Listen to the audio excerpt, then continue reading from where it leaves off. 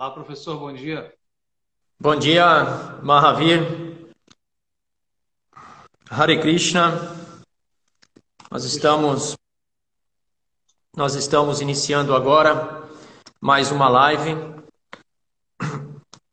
transmissão pela Jagat Yoga Ayurveda.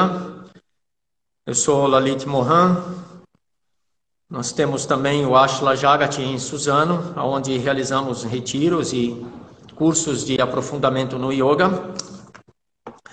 Essas lives de domingo têm por princípio estarmos trazendo toda uma contextualização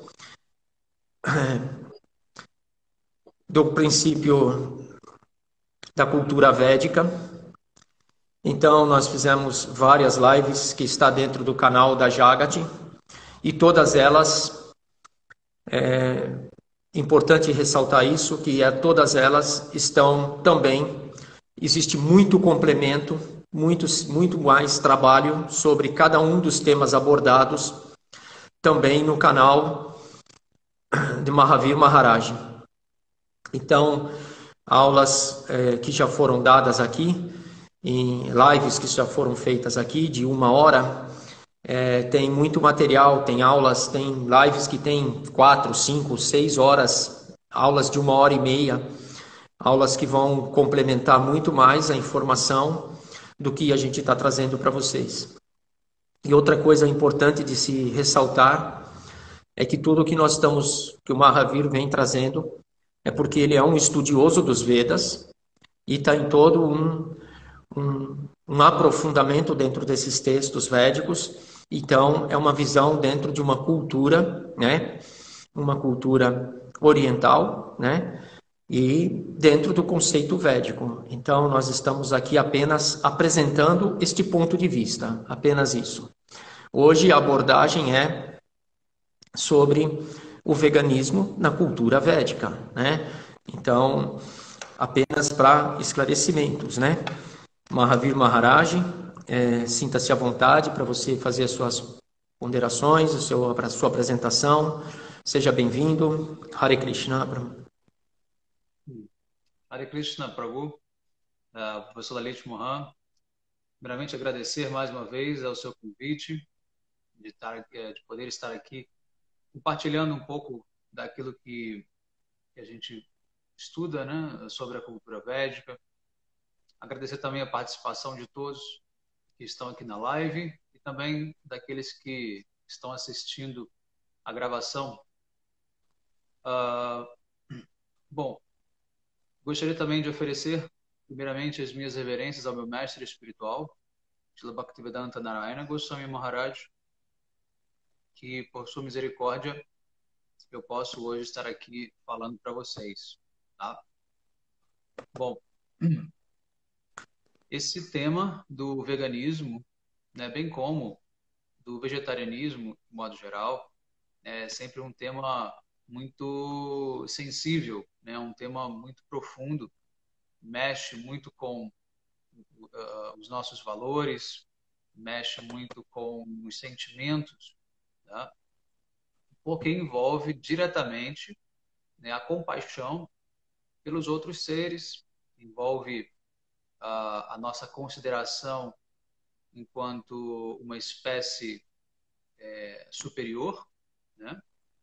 Superior em diversos sentidos, né? Superior em inteligência, em É só nisso. capacidade. Uh, oi? Eu disse assim, superior até um certo nível, né, Prabhu? Não, superior em todos os níveis. Né? O ser Tá. humano ele é o topo da cadeia evolutiva, né, da consciência. Sim, sim. Né? O corpo humano ele é o corpo mais complexo que existe, né, dentre todos os outros corpos. E quando a alma ela consegue ter um nascimento humano, ela consegue ter a expressão máxima da sua natureza Sim. intrínseca, né? E isso se reflete justamente na possibilidade dessa alma conhecer a Deus, adorar a Deus, Sim. né, fazer a religião, né, coisa que nenhum outro animal tem a capacidade de fazer, né? Sim, sim, mas eu me referi assim à questão, exatamente a questão de comportamental, a questão de atitudes, a questão, temos clareza quanto a isso, claro, estamos no topo da cadeia alimentar, né? Estamos lá em cima, né? Então, mas por trás disso tudo tem todos os outros princípios, né? E por isso que eu queria, assim, eu acho que seria bem interessante a gente entender a origem disso. Eu acho que você sempre faz uma abordagem muito profunda, muito e acho que é bem coloquial você está falando sobre isso, né? A origem disso da palavra em si, a própria palavra vegan, né? O que você tem para nos dizer sobre isso, né, Mahavir? Certo. Ah, bom, na verdade, eu gostaria só de explicar um detalhe. Ah, Nós não estamos no topo da cadeia alimentar, porque, na verdade, existem várias cadeias alimentares, né, dentro da natureza. E se nós nos considerarmos como, principalmente, vegetarianos ou veganos, aí sim que nós pertencemos a uma cadeia totalmente diferente das outras, né? Então, você tem animais que são topo de cadeia, como, por exemplo, a onça, né? E outros animais que não são predados, tá? Por ninguém, tá? Então, eles também são topo de cadeia. Então, mas essa superioridade humana, tá? Ela se dá justamente no nível espiritual.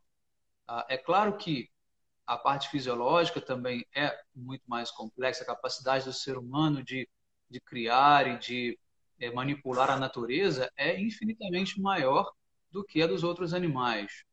Tá? O que dá a ele, em função disso, muito mais responsabilidade com os seus atos, né? Por quê?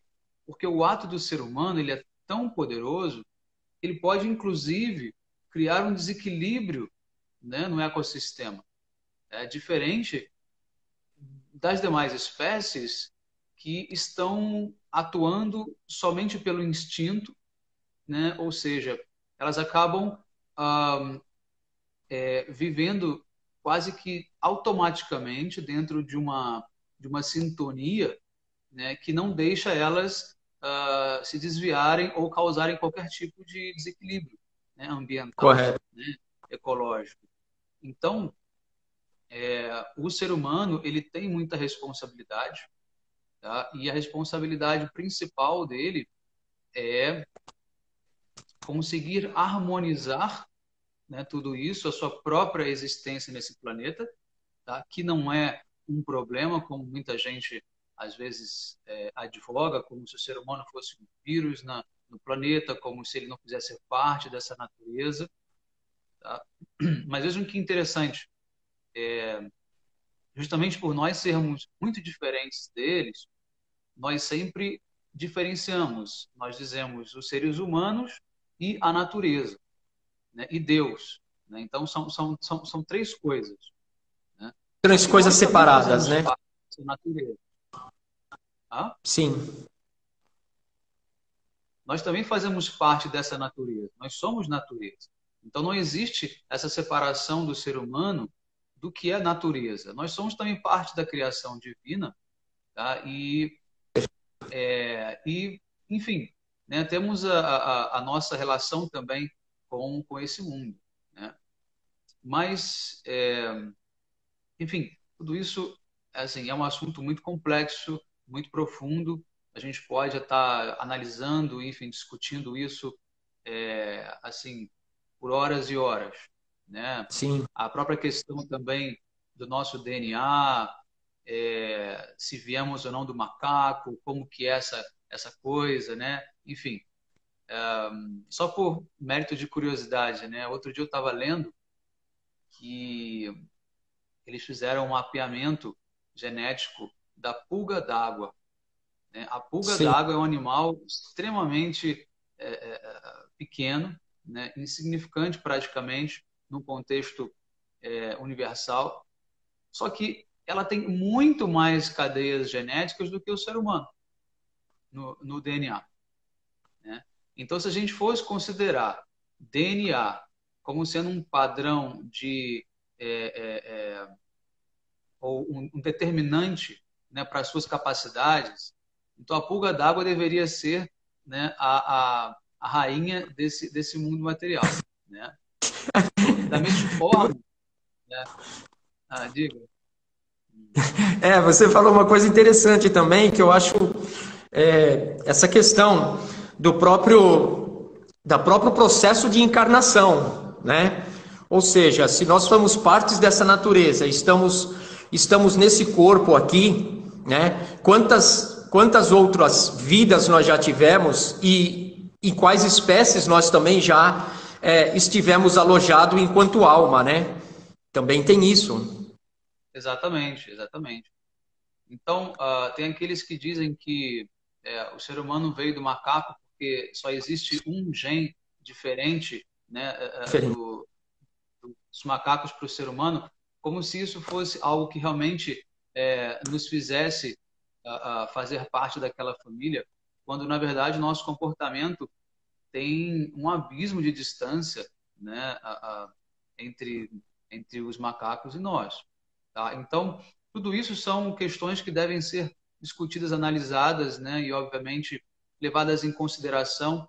E o veganismo, o vegetarianismo, eles refletem sobre esses temas, refletem sobre a supremacia humana, refletem sobre essa superioridade humana, como nós podemos lidar com isso da melhor maneira possível, para que não nos tornemos ditadores, autoritários, né? Enfim, tiranos nesse mundo Tiranos nesse atual processo, que né? nós vivemos. Exatamente. Então, assim, o princípio básico da cultura védica, né, já para a gente trazer a nossa conclusão para o começo, mas depois a gente vai Sim, voltar para ela, que é o seguinte: a principal responsabilidade do ser humano é como organizar e fazer com que esses outros seres vivos possam ter também uma relação com Deus, tá? perfeito. Posto que, na condição daquele corpo que eles têm, né, o nível de consciência deles não permite essa relação espontânea com Deus, cabe ao ser humano fazer com que eles também estejam, de uma forma ou de outra, ligados ao serviço a Deus, para que eles possam continuar a evolução, para que eles possam encarnar em corpos cada vez mais evoluídos, até chegar no corpo humano, para que eles possam ter o quê? Essa relação direta com Deus. Tá? E aí Então, entra também essa relação da vaca, então, né? Eu digo então, assim, a meta então aí final da entra cultura védica essa relação da vaca. mais ou menos. Assim, então a meta final da cultura védica, ela é o seguinte: ela é estabelecer a tua relação com Deus. Tá? Essa é a meta final. Não é Perfeito. simplesmente ter uma vida saudável, não é simplesmente preservar o meio ambiente, não é simplesmente viver para depois morrer sem um sentido, sem uma transcendência Certo. maior. Tá? Então, é baseado neste princípio, tá, que existe o padrão da cultura védica, que nós vamos analisar, né, um pouco mais à frente, tá bom? Tá. Bom, então, vamos então aqui fazer um pouco de explicar um pouco da história, né, do veganismo, como Sim, que o veganismo surgiu, a origem do nome, né, etc, etc. Bom, aqui no Ocidente, né, nós tivemos um crescente, né, do movimento do vegetarianismo, tá, de modo geral, principalmente a partir do século XVIII, né, século XIX. Isso foi se tornando cada vez mais popular, né, até que foi criada a Sociedade Vegetariana, né, a Vegetarian Society, em Londres, né, na Inglaterra. E só que naquela época, isso nos idos de 1890, 1800 e quase 1900 por aí, Só que eles ainda consumiam peixe, consumiam ovos, consumiam leite. Tá? Certo. Então, aos poucos, né, dentro dessa sociedade vegetariana, alguns foram se radicalizando no bom sentido, né, e abandonando o consumo desses outros produtos animais, como o ovo, né, o leite, o mel e principalmente o peixe, né, em si. E aí Sim. criaram um núcleo dentro dessa sociedade vegetariana, tá? E quiseram começar também a propagar, né, essa prática. Só que eles não conseguiram espaço ali dentro. Tá? Então, principalmente o Donald Watson, que foi quem deu origem, né, a esse movimento vegano, ele sai dessa sociedade vegetariana e cria o seu próprio grupo, né? E eles começam um periódico, né, com artigos, enfim, promovendo o que ele chamou de veganismo. Tá? Então, a palavra vegan, do inglês, ela pega o V do vegetarian, né, do Certo. vegetariano, e o final, né, que é o N. Né? Então, você juntou e ficou vegan, ok? Ou seja, é o vegetarianismo estrito, né? Ou seja, é só vegetais. Né? Enquanto que a Certo. outra sociedade, apesar do nome ser vegetariana, ela ainda consumia ovo, leite, etc. Então ele trouxe a coisa para o radicalismo da palavra, ou seja, ele buscou a raiz da palavra. Sim. Né? Nós vamos ser vegetarianos estritos. Né? Então, foi em 1944 que isso aconteceu, tá? E ele então cria o The Vegan News, tá? Que era o periódico deles, e rapidamente conseguiram vários adeptos, né? E, enfim, o movimento foi crescendo, né? E assim eles começaram a expandir, inclusive, o próprio conceito, né? Enfim, o pragmatismo, né, vegano. Né? Então, isso acabou se estendendo também para o uso de peles, né? O uso Certo. do couro, da lã, Porque daí a aí começou a, utilização. aí começou a ver essa questão do sofrimento e do uso de todas as outras coisas que podia se fazer com o produto, né? Com a própria pele, fazer calçado, fazer chinelos, todo abriu um leque de possibilidades de, assim, é como você disse, não é radicalizando, mas sim tendo uma visão de exploração do animal para outros fins, inclusive, né? Claro, mas esse radicalizar é um radicalizar positivo, né? Ou seja, Positivo, perfeito. a palavra radical significa raiz, né? Você buscar a raiz, você buscar a essência, né?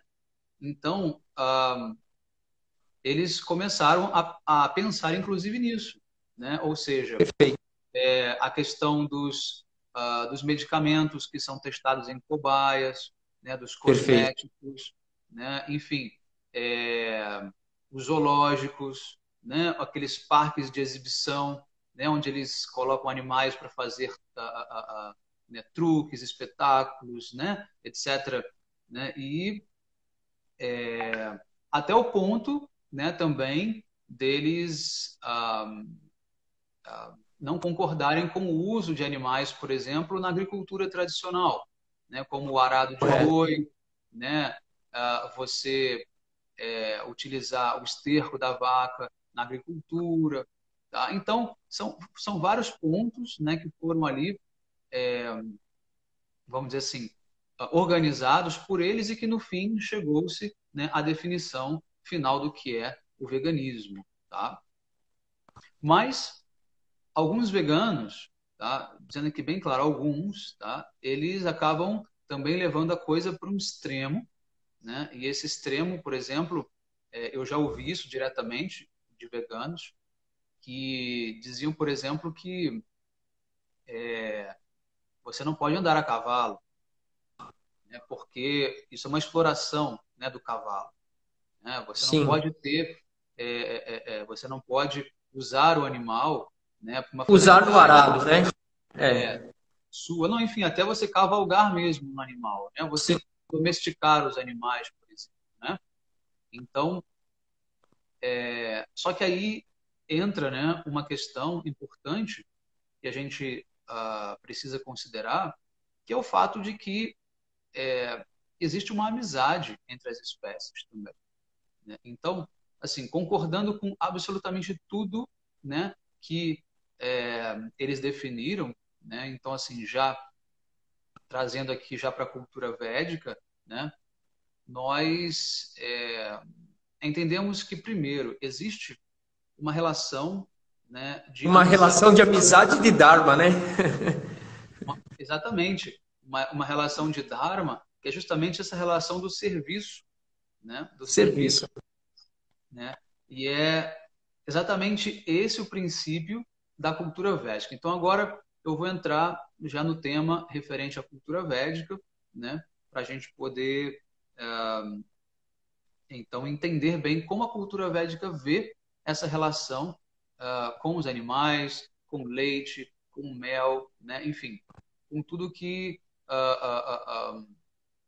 constitui, né, os princípios, tá, da cultura védica. Bom, o termo vegetariano na cultura védica, tá, ele não existe uma tradução direta desse termo, tá? O que nós Perfeito. temos, o que nós temos é a palavra niramish, tá? Delícia. Niramish significa o quê? Sem carnes, tá? Sem carnes. Esse é o termo, né, referente ao que seria o vegetarianismo, sem carnes, tá? Por que só sem carnes? Porque a cultura védica, ela é em si lacto-vegetariana, tá? Ela é lacto-vegetariana.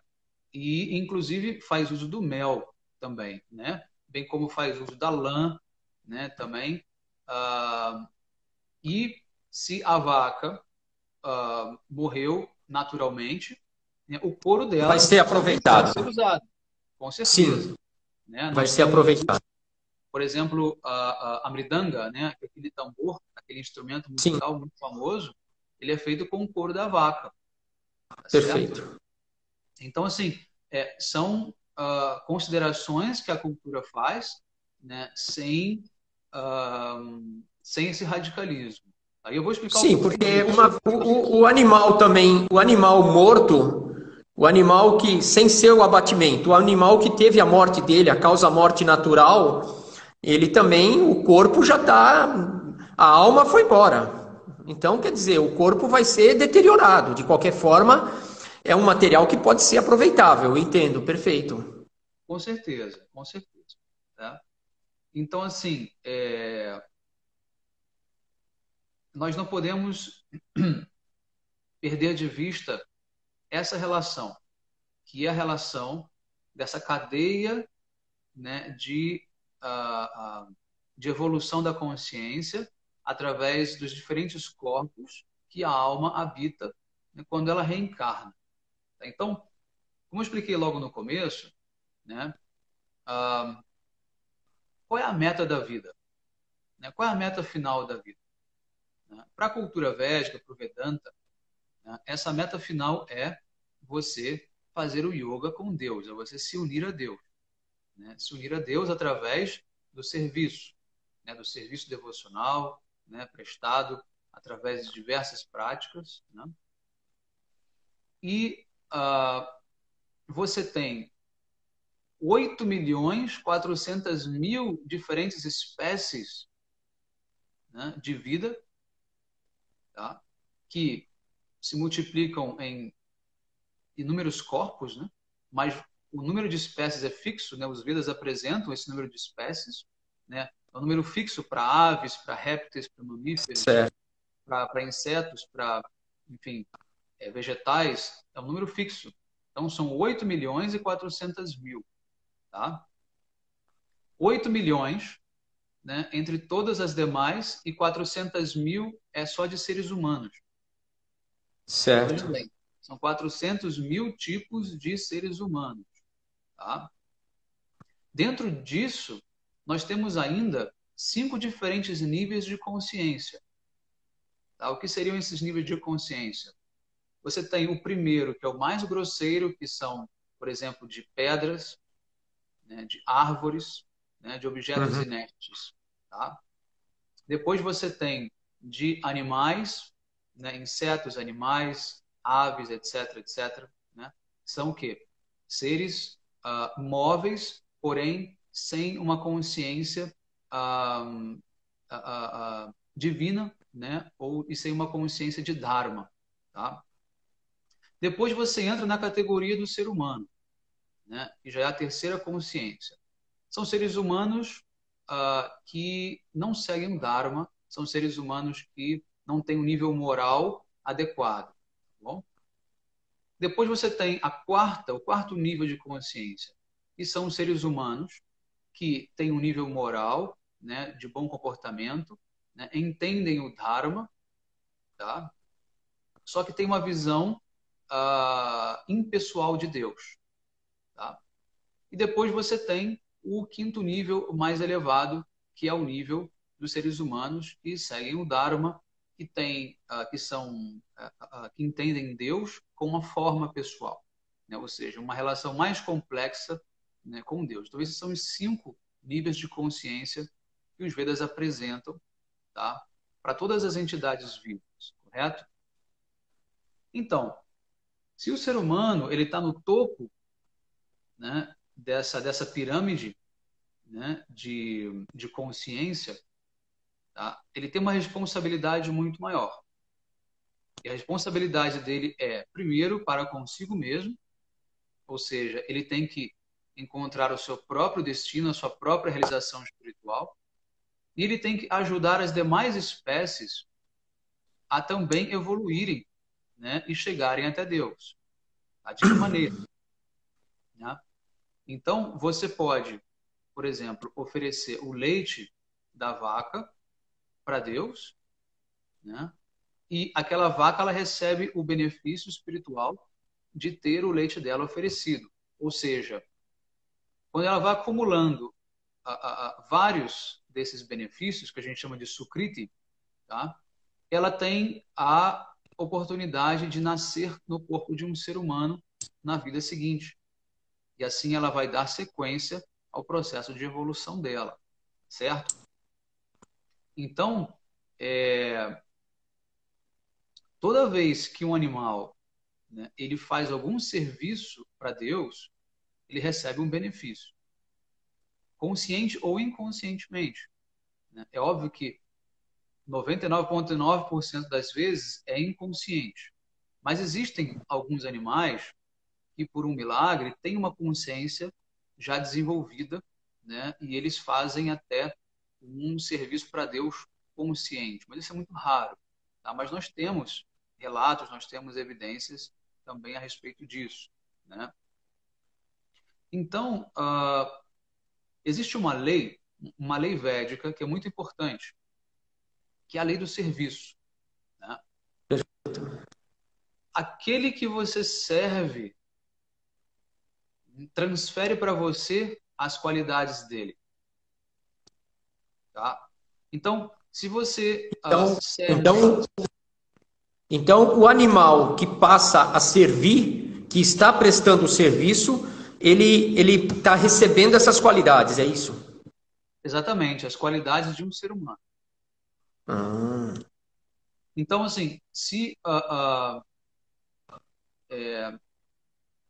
você serve uma alma mais evoluída, um mestre espiritual, automaticamente aquelas qualidades do mestre vêm para você. Tá? perfeito. Então, se os animais estão servindo aos seres humanos, automaticamente aquelas qualidades também vão para os animais. E eles vão, nas vidas futuras, poder se tornar um ser humano, bem como nós nos tornaremos mestres também na vida futura. Tá? Isso é uma questão de relacionamento. Não só do relacionamento interpessoal, mas também do resultado do ato do serviço em si. Então, mesmo que não haja uma relação direta, entre você e Sim. aquele animal, uma coisa diária, que você tem amizade com aquele animal, se você utiliza, né, ele para o serviço de Deus, então automaticamente aquele animal ele é beneficiado. Tá? Então, assim, é por isso que na cultura védica existe, tá, essa ocupação, né, de alguns animais no serviço a Deus. Tá? Então é por isso que a vaca ela é muito querida, ela é muito sagrada. Por quê? Porque a vaca ela consegue servir de uma maneira que quase nenhum outro animal consegue. Prabhu, olha, você falando, quando eu fiquei assim encantado em Vindravra, né, o templo Gopinatha Vargan, né? É, aí quando nos apresentaram lá, aí falou assim, olha, as paredes, o piso é feito do esterco da vaca, né? E se a gente soubesse as propriedades, né, que tem, puxa, é maravilhoso saber isso, né? É uma coisa assim, e olha só o quanto uma vaca realmente serve o ser humano, né? Não só na questão do leite, né? Com certeza. Puxa, O esterco da vaca ele tem várias propriedades antissépticas, tem propriedades medicinais, você pode inclusive ingerir ele na forma de cinza de carvão, né? Você queima o esterco, é um remédio muito valioso. Você pode usá-lo também na pele, para tratar feridas, queimaduras, enfim. E ele serve também como revestimento, né? Como se fosse você pode usar nas paredes, né? E um impermeabilizante. ele inclusive, ele reflete a radiação. Ele não deixa a radiação entrar, né? Naquele local, tá? A urina da vaca também, ela é um excelente remédio, usado largamente na medicina ayurvédica, tá? E o leite da vaca, é muito importante a gente também falar um pouco do leite, né? O leite, ele é um néctar, é considerado como um dos néctares, tá? Ou seja, um alimento infalível, tá bom? Bem como o mel, tá? O mel também é usado largamente na medicina ayurvédica, inclusive na adoração direta das deidades de Krishna e outras deidades também, né? Nos rituais todos, enfim. Só que o leite, ele tem que entender, você tem que entender uma coisa. Existem dois tipos de leite, dois tipos de vacas, tá? Uma é a vaca ocidental e a outra é a vaca indiana.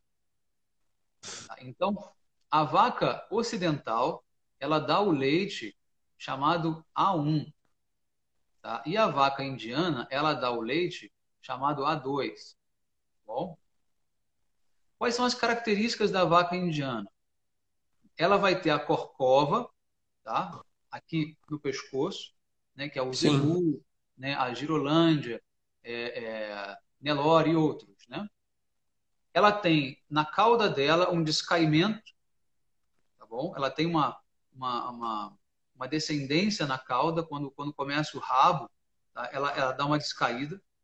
E ela tem a Certo. papada, né? Ela tem a Uhum. papada em É cima, bem grande. tá? Já a vaca ocidental, ela não tem essas características. Ela tem as costas totalmente retas até o final É. e de repente o rabo cai, né? Ela não tem também aquela lombada nas costas e ela não tem a papada, tá? O que acontece? Aonde passa, né, essa lombada da vaca indiana, tá?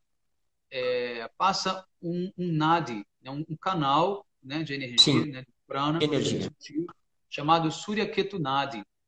Tá? E esse nadi, ele faz com que o leite da vaca tenha ouro, tá? Bem como outros minerais e outras propriedades medicinais, né?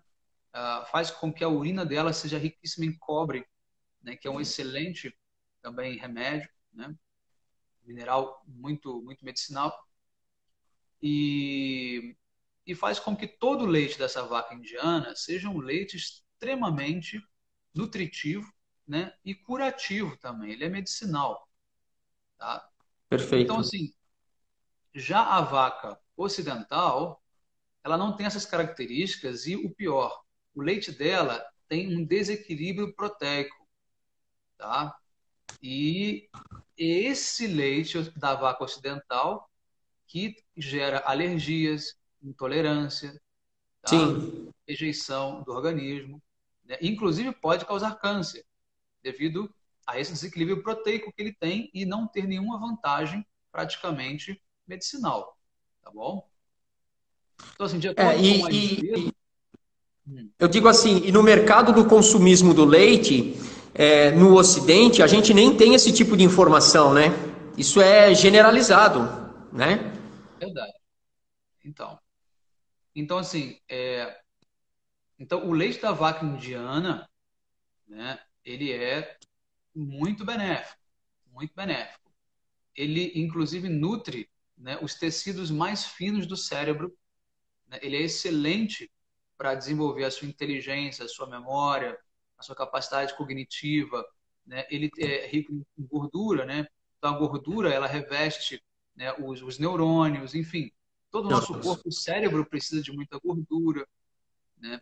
E com ele você faz produtos que são ainda talvez melhores até. O iogurte, né, que tem Sim. bactérias amigas, né, que vão ajudar em todo o seu sistema, principalmente na sua microbiota intestinal. Você pode fazer o ghee, que é a manteiga clarificada, que também é um excelente remédio O guia. utilizado largamente na medicina ayurvédica, tá? Enfim, e uma série de outros produtos que podem ser também feitos através do leite, tá? Então, assim, pode ter gente que que seja intolerante ao leite? Pode, assim como tem gente intolerante a qualquer coisa, entende? Opa, Então, isso, né, isso não desqualifica, né, o potencial do leite, tá? sim. Uhum. Então, assim, então, considerando tudo isso, né, a sociedade védica, né, ela entende que você utiliza, tá, esses produtos, né? Outra coisa, a vaca, ela, ela não produz leite só para o bezerro dela. Ela produz muito mais Sim, leite, tá? sim. Muito mais leite. É claro que hoje em dia, nessas indústrias, enfim, elas são estimuladas, né, a produzir uma quantidade muito maior, que chega a ser Muito maior. artificial. Superior. Isso é fato. Ninguém está aqui defendendo isso, entende? Eu tô procurando simplesmente fazer uma análise dos termos absolutos, né, da realidade absoluta, da realidade Sim. pura, como se você tivesse um ideal, né, de sociedade, um ideal de criação das vacas. Tá? Então, essa parte do contexto, né, ou seja, de como que é hoje, como que não é, isso fica a cargo de cada um Sim. decidir, fazer o seu próprio julgamento, a sua própria reflexão. Eu não estou aqui nem para defender, né, essas indústrias, obviamente, até porque eu, pessoalmente, procuro não consumir, né, o que vem dessas indústrias, mas Sim, sim. existem momentos em que isso é inevitável também. Tá? Perfeito. Então, mas em termos absolutos, em termos, vamos dizer assim, perfeitos e equilibrados, né, não existe nenhuma razão para você evitar o consumo desses alimentos, tá? E também a relação, né, com os animais, tá? E é uma E a relação, questão da relação espiritual também que ele traz, né? Que você já falou, com certeza. exatamente. E não só isso, nós aprendemos muito com eles também. Né? Você Sim. veja a própria relação do yoga. O yoga não é a cópia da posição dos animais? A posição do Sim, cachorro, a posição da perfeito. garça, né? A posição do É, camelo, da vaca, tudo, né? perfeito. Da cobra. A cobra, É isso né? mesmo. Então, a gente pode enumerar vários. Então, o ser humano ele está sempre, né? Por quê? Porque ele tem dentro dele também um pouco de cada um, porque ele já foi esses animais também. Nós já encarnamos como esses animais também. Tanto que o corpo humano, ele permite você fazer o molde da postura desses animais. Perfeito. Então, Não é que nós Poxa, somos Prabhu, algo. parando para pensar por aí, é grandioso essa sua observação. Tanto porque no yoga a gente usa muito assim um termo, né? Que quanto mais refinado, quanto mais, vamos dizer assim, não que isso seja a pauta principal, né? Não é esse o fim, tem tantos outros, tem o pranayama, meditação, enfim, todos mais. Mas a relação das propriedades que aquela postura tem, a gente também passa a interagir melhor com as propriedades daquela postura, né? Como você falou, a postura de um animal, pegar a postura da cobra, a Bhujangasana, né? Que é uma postura aonde tem todo um trabalho de coluna, de flexibilidade para ela se mover, para ela se rastejar, né? Interessante isso que você falou, viu, Prabhu? Não, mesmo eu como professor ainda não tinha, eu sabia dessa relação da propriedade, mas poxa, muito bom isso, hein? Bacana, Prabhu. É verdade, é verdade. E assim, é, uma das críticas que nós fazemos a esse veganismo moderno, extremo, é justamente quando ele tenta dissociar, né, a relação, né, homem-animal, Homem e animal, o ser humano e o animal, como se eles não fizessem parte de um todo, né, de relação mesmo, não só de existir, né, de coexistir sim, no mesmo planeta, mas de você ter uma ligação muito profunda, muito íntima, né? Porque nós já fomos esses animais em vidas passadas, né? E sim, nós estamos agora tentando sublimar essa consciência inferior e chegar numa consciência divina, né? E o ser sim, humano, ele é justamente a ponte entre o mundo animal, o mundo, né, não humano, né, com o mundo sim, divino, tá? perfeito. Nossa, Exatamente. grandiosíssimo isso. Com Grandiosíssimo. certeza. Nossa, que observação, hein, Prabhu? É que, assim, dentro de toda essa cultura, né, entra também essa questão de. Não vamos partir por esse ponto, claro, não é esse o objetivo dessa conversa, dessa aula, mas partir por aquele ponto, assim, da religiosidade em si que é praticada também, né? Então você vê, absurdo isso, né? O quanto a gente pode estar fazendo coisas também que provoca esse distanciamento não só nosso, enquanto ser humano, mas também do próprio animal. Ou seja, se nós somos esse elo, essa ponte, nós temos cada vez mais que ter essa consciência, né? Esse aspecto devocional, né? Muito bom isso, Prabhu. Com certeza. E assim, só para mérito de curiosidade, só para não ficar em branco, quando eu falei que alguns animais eles têm a consciência de servir a Deus, a Krishna, espontaneamente muitas vezes, tá? Tem dois casos que eu me lembro agora. Um deles é na Rússia, numa fazenda na Rússia, onde eles têm mais ou menos 14 vacas, tá? E essas 14 vacas, elas servem numa comunidade Vaishnava, né, onde eles adoram a Krishna. Sim. E todas as vacas dão leite e nunca tiveram bezerro. Puxa vida. Nunca tiveram bezerro. Nunca tiveram bezerro. E todas elas. A gente sempre ouve falar assim que a produção do leite começa quando a vaca tem o bezerro, né? Isso é um processo Um fisiológico, processo natural. natural. É, Mas, mas existem as situações que a gente pode chamar de milagrosas, né, que fogem a essa rotina, tá, que demonstram que existe algo diferente ali, naquela relação. sim. Tá? E é óbvio que elas não são estimuladas, não são trabalhadas, é uma comunidade extremamente, vamos dizer assim, simples até, enfim, mas E são digamos situações assim, que próximas, você conhece, né?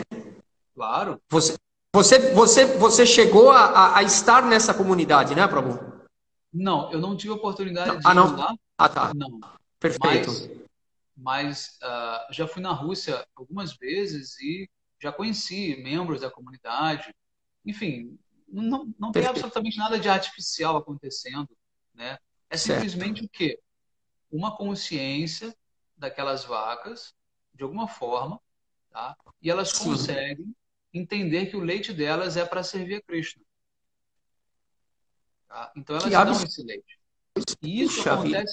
isso acontece muito lá na Índia, tá? Tem um outro exemplo que eu posso dar, que é em um dos nossos ashrams lá da Índia, em Navadvipa, na Devananda Gaudiya Mata, que quando o meu Gurudeva ainda vivia lá, ele era jovem, ainda estava recém-chegado, tinha uma vaca que ela passou 25 anos dando leite todos os dias, tá?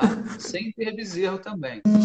Sem ter bezerro. Tá? E essa vaca, ela foi depois colocada em samadhi com todas as honras, como se fosse uma devota das mais elevadas.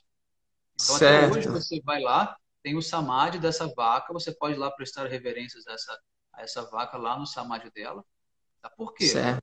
Não era uma vaca comum, entende? Com Não era uma vaca certeza. comum. Tá? Então, É, você tem os macacos também, você tem os sim. macacos também que fazem adoração, tá? Alguns. Por quê? Aí tem uma coisa, o que que os Vedas dizem sobre isso? Os Vedas dizem que existem três espécies que são a porta de entrada para a espécie humana, na reencarnação. Tá? Quais são elas? A vaca, o A macaco e o vaca. leão. Tá? Então, antes de você encarnar como ser humano, você tem que encarnar como uma dessas três espécies: ou a vaca, o macaco, o leão. Tá? Aí, dessas três, a alma ela pode entrar num corpo humano. Tá? Então, quanto mais E o esses leão é animais, carnívoro, hein?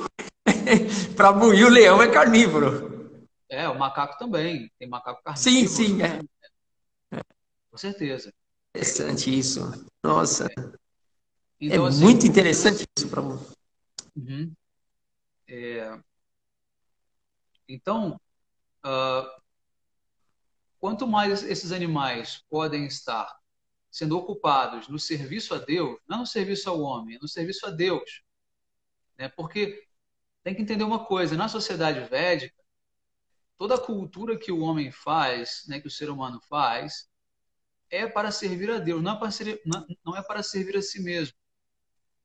Tá? Então, quando ele cultiva a terra para produzir alimento, esse alimento é para servir a deidade de Krishna, não é para servir ao ser humano, entende? Sim, Então, quando a vaca está ali, o boi, no caso, está ajudando a arar a terra, tá? Ele está servindo a Deus, não ao homem,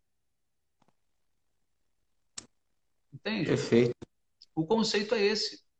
E o ser humano também está pensando que ele não está simplesmente abusando da vaca, né, explorando a vaca. Não, ele está ajudando a vaca a servir a Deus.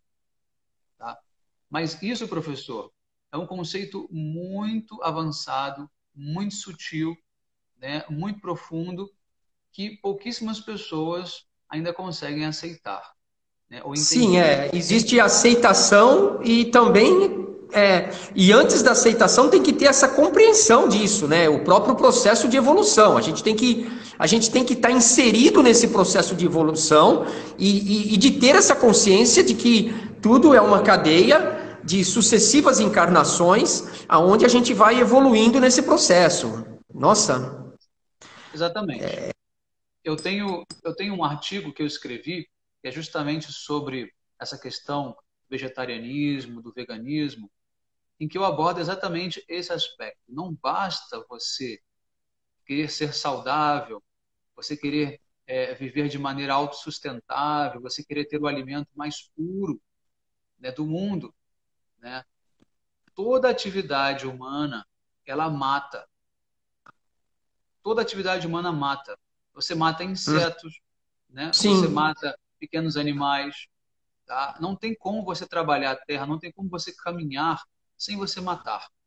Tá? Então, assim, é claro que existe a morte premeditada, que a gente chama de violência, e existe a morte acidental, né? essa morte acidental, ela também gera um karma negativo, tá?